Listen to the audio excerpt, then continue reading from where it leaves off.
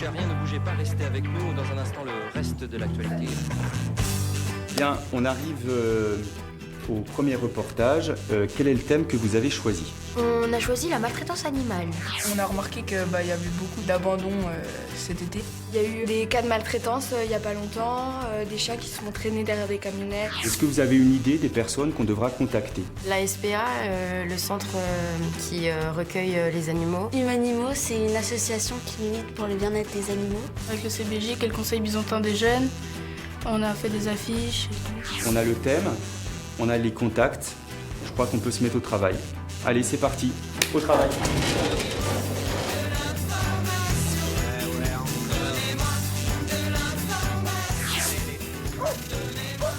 Et quand on dit défense des animaux, on pense forcément SPA. C'est donc tout naturellement au refuge de la Société protectrice des animaux que nos deux reporters du jour ont pris rendez-vous. Les deux chiennes qui sont là-bas, c'est deux sœurs. Et ça fait maintenant 6 ans qu'elles sont au refuge. Elles ont été trouvées, enfin elles étaient détenues dans des conditions très très difficiles, gravement maltraitées. Et pour elles, le refuge c'est un paradis par rapport à ce qu'elles ont vécu avant. 200 à 300 animaux arrivent ici chaque année, chiens et chats essentiellement. Et ce jour-là, c'est un chaton qui est amené à l'accueil. J'ai entendu qu'il miaulait hier après-midi vers 14h. Et en fait, j'ai pensé qu'il était enfermé dans la cave, mais en fait, il était rentré par l'extérieur du bâtiment dans une petite fenêtre. Il était coincé. Ah bon, écoutez, on va s'en occuper.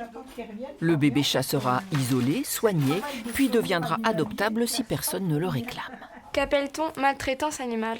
Et à partir du moment où le bien-être de l'animal, ses conditions de vie ne respectent plus ses besoins physiologiques, il y a maltraitance. Le nombre de maltraitances ne cesse d'augmenter. C'est vraiment très inquiétant parce qu'on est dans une société de violence et les animaux en sont, je dirais pas les premières victimes, mais en sont largement les victimes. Et nos deux enquêtrices ne sont pas les seules à être scandalisées par les pratiques de violence envers les animaux. Le Conseil byzantin des jeunes vient même de lancer une campagne d'affichage pour dire sa désapprobation. Je trouve ça horrible qu'on puisse maltraiter un animal, abandonner un animal. Et quand on m'a appris que le CPJ il faisait toutes sortes de thèmes et qu'on pouvait choisir ce qu'on voulait, je me suis dit que c'était une bonne action. C'est des êtres vivants et ils sont comme nous.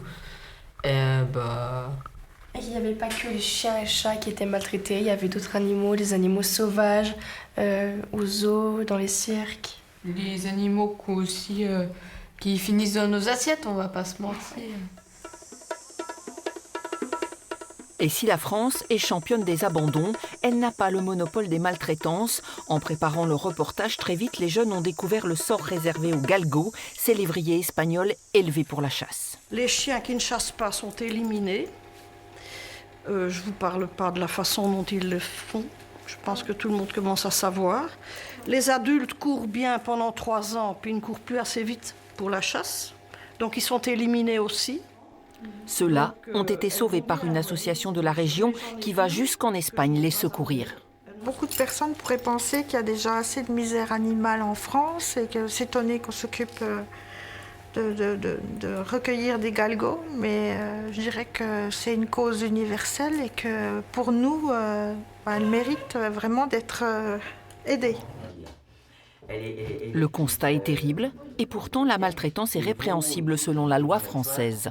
La personne encourt 30 000 € d'amende et 2 ans de prison ferme. Il y a une grande sensibilisation de la part de la population, grâce aux médias, grâce à des vidéos, grâce à des associations comme L214 qui montrent effectivement tout ce qui se passe à l'intérieur des abattoirs au niveau des animaux d'élevage. Mais pour l'instant, c'est les politiques qui ne bougent pas et qui ne veulent pas bouger. Erin et Anna ont été ce jour-là les ambassadrices de toute leur classe, mais aussi au fond de toute une classe d'âge, choquées par le comportement de certains adultes et bien décidées à faire changer les choses. Encore et toujours.